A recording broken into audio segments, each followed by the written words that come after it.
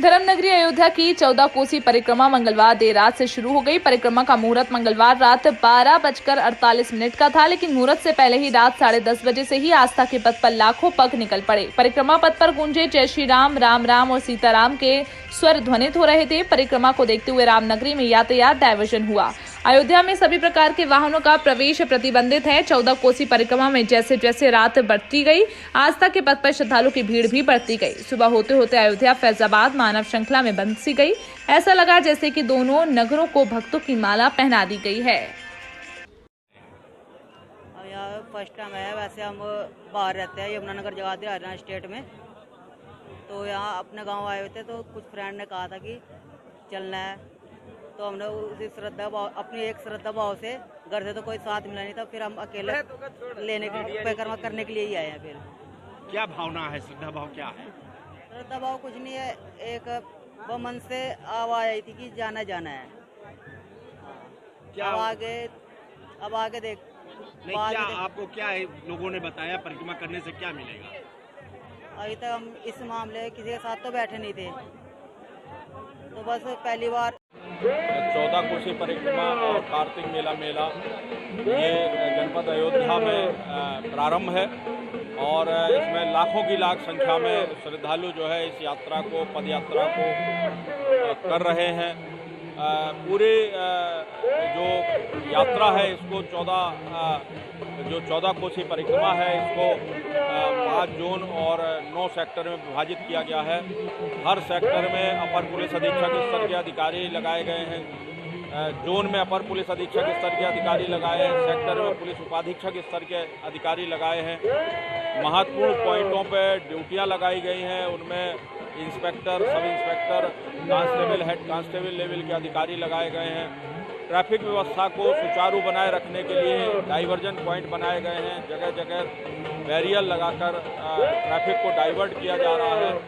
इसके अलावा जो महत्वपूर्ण रेलवे क्रॉसिंग हैं उन पर पर्याप्त पुलिस बल लगाया गया है और उन पर स्टॉपर्स लगाए गए हैं, ड्रॉप बैरियर लगाए गए हैं, ताकि ट्रेन के आने पर यात्रियों को रोका जा सके और सकुशल उनको फिर ट्रेन निकल जाने के बाद अपनी यात्रा प्रारंभ कराई जा सके।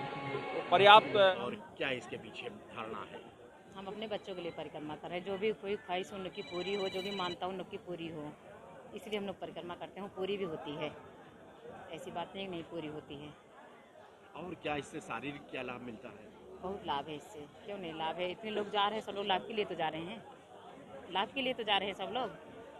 बस इतने क्या इसके पीछे कोई क्या कहा जाता है कि परिक्रमा क्यों करना चाहिए? हम तो यही सुनते हैं कि परिक्रमा करने से पुण्य होता है, इतना तो हमको मालूम है, जो बुजुर्ग लोग कहते हैं, बस इतना ही पता है। क्या नाम है आपका? तो परिक्रमा का अनंत महात्मा है। आज सारे देश भर के भक्त लोग जो परिक्रमा में आए हैं, आपके चैनल के माध्यम से उन सभी संतों को, धर्माचार्यों को और भक्तों को जो परिक्रमा के श्रद्धा लेकर के आए हैं, जो परिक्रमा कर रहे हैं या करने जा रहे हैं, सबको मैं बहुत बहुत शुभकामना और साधुवाद देता हूँ।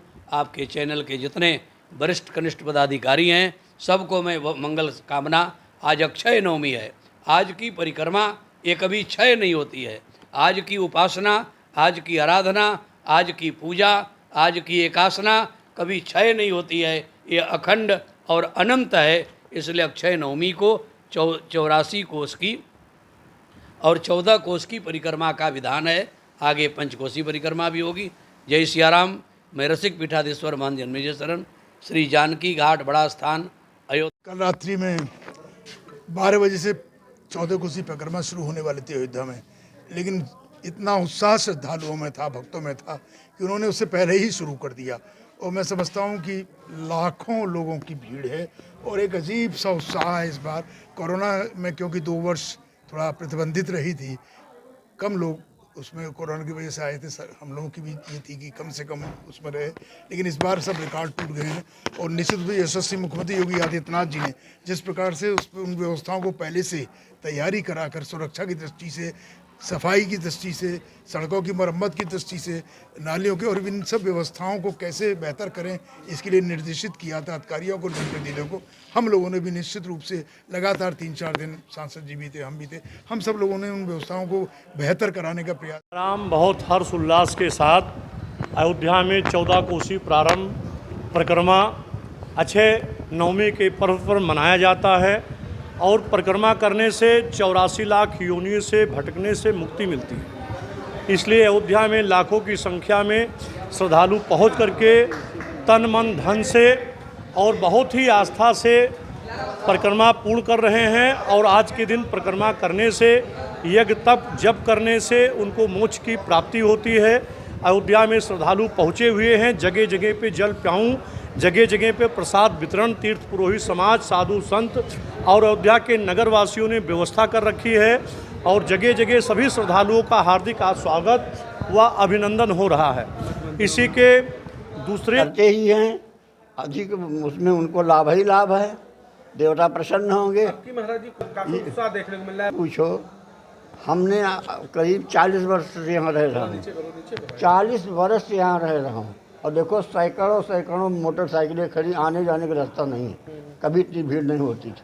हमको लगता है पहले पेपर में निकला था कि वो टाली ट्रैक्टर ना आने पाएंगे, ठीक है, तो लो मोटरसाइकिल से सब फाट पर आए करके क्या करें भाई, आना तो था, आ गए।